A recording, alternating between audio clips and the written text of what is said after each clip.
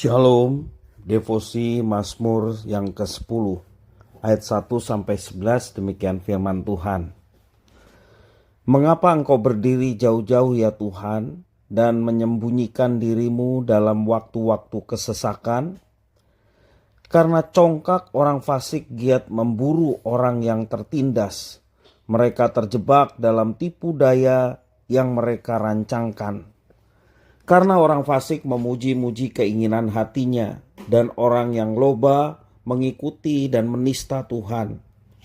Kata orang fasik itu dengan batang hidungnya ke atas, Allah tidak akan menuntut, tidak ada Allah, itulah seluruh pikirannya. Tindakan-tindakannya selalu berhasil, hukum-hukummu tinggi sekali, jauh dari dia. Ia menganggap remeh semua lawannya. Ia berkata dalam hatinya, aku takkan goyang, aku tidak akan ditimpa malapetaka turun-temurun. Mulutnya penuh dengan sumpah serapah, dengan tipu dan penindasan.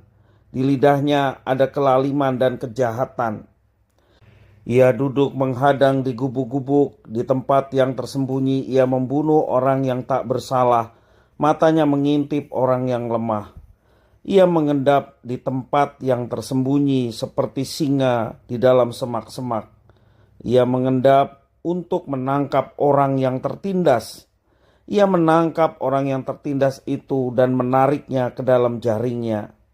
Ia membungkuk dan meriarap, lalu orang-orang lemah jatuh ke dalam cakarnya yang kuat. Ia berkata dalam hatinya, Allah melupakannya. Ia menyembunyikan wajahnya dan tidak akan melihatnya untuk seterusnya. Demikian firman Tuhan. Pemazmur memang punya cara yang khas dalam membahasakan pribadi Tuhan. Gaya personifikasi rupanya menjadi salah satu kegemarannya. Tuhan dikenalnya dalam hubungan yang sangat akrab dan personal, hingga digambarkan punya tubuh fisik seperti seorang manusia. Mengapa engkau berdiri jauh-jauh ya Tuhan, dan menyembunyikan dirimu dalam waktu-waktu kesesakan? Itulah gambaran yang dinyatakan oleh pemazmur dalam ayat yang pertama. Ungkapan yang menjelaskan seolah-olah Tuhan suka main petak umpet.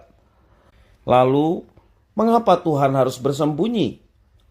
Rupanya pemazmur beranggapan bahwa Tuhan itu bersembunyi dari orang-orang fasik dan orang-orang loba.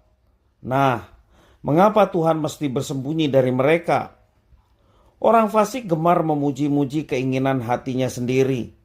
Sedang orang loba setali 3 uang alias sama saja karena mengutuki dan menista Tuhan.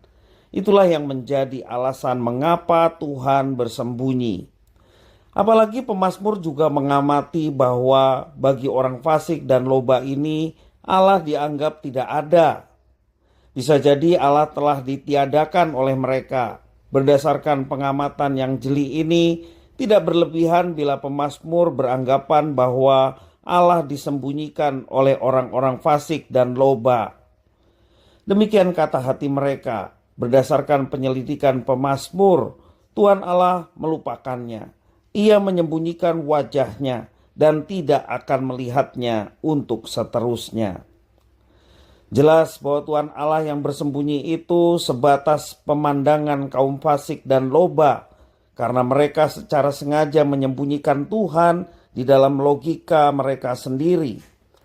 Untuk menghadapi cara pandang seperti itu, bagaimana kiat pemazmur? Tuhan yang bersembunyi atau Tuhan yang disembunyikan harus ditemukan. Itulah prinsip iman dari pemazmur. Orang-orang yang percaya kepada Tuhan berkewajiban menemukan persembunyian Tuhan. Bisa jadi Tuhan memang bersembunyi di dalam kefasikan kita, tersembunyi di dalam kelobaan kita. Oleh karena itu, disinilah pentingnya dengan tekun kita mencari tempat persembunyian Tuhan. Selama Ia masih memberi kesempatan ditemui, temuilah Dia. Datanglah kepadanya, dan tentunya Tuhan sangat menantikan orang-orang yang dengan antusias mencari Tuhan. maka mereka akan menemukan, dan tentunya Tuhan sumber kebaikan akan menyatakan kebaikan itu bagi setiap orang yang dengan tekun dan setia mencari Tuhan sepanjang hidupnya. Tuhan Yesus memberkati.